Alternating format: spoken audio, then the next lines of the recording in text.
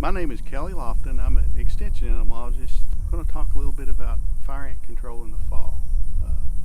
Fall is still a good time to treat fire ants. We just want to make sure that the ants are still actively foraging. And to do that, we'll put down little pieces of hot dog or even potato chips to see if they're actively gathering food. Because a good rule of thumb is once the ground temperature gets below 60, there's going to be less foraging. If there's less foraging, the chances of getting a good bait application decline. So that's kind of what we're going to show here is some fire ants foraging here in a few minutes. Generally, we'll put the bait out, which in this case we put some hot dogs and some potato chips. See what in terms of fire ants you see in about 15 to 30 minutes. As far as some of the bait options that folks use around here and across the state, you've got fire ant baits that are actual toxins. Some of them are fast acting, some of them are slower acting. For example, Amdro. It'll take about 3 weeks to get control, but it's an actual toxin. Advion is one of the faster acting baits, and you can get control within a matter of days with it.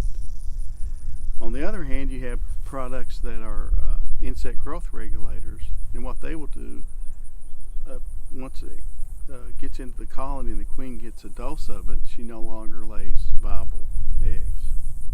So it's an insect growth regulator. They last about the same amount of time, good control, but you've got to be patient. They may take 6 weeks to get good control.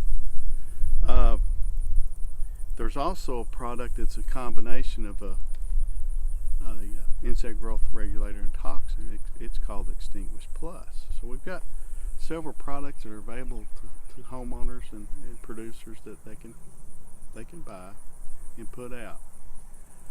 One advantage to a fall application, especially if you're doing some U-picket operations, things like that, for produce that's going to be harvested in the spring.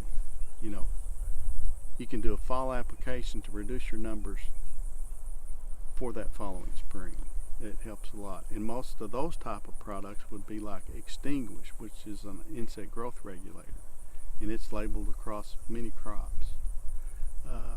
There's another one that can be used called Esteem. So that would be kind of what someone doing some gardening or maybe small truck patch, something like that, where they won't control the next spring. Yeah, hi, I'm John Hopkins. I'm the Extension Urban Entomologist, and this is a Earthway cedar, small seed cedar for spreading very small seed, but it also works very well for fire ant bait. And if you look inside, if you can see, there's a gate. Can you see that gate opening and closing? You close it down so that you put the right amount of material out. You'll fill the bag with fire ant bait, and you've got it closed. When you get ready to start, you'll be going down a road. You'll open the gate and you start spreading. You can see the twirler down there that would be slinging the bait out. And basically, that's all there is to applying a bait. Put these baits out probably 10 minutes ago, and you can see they're already covered in fire ants.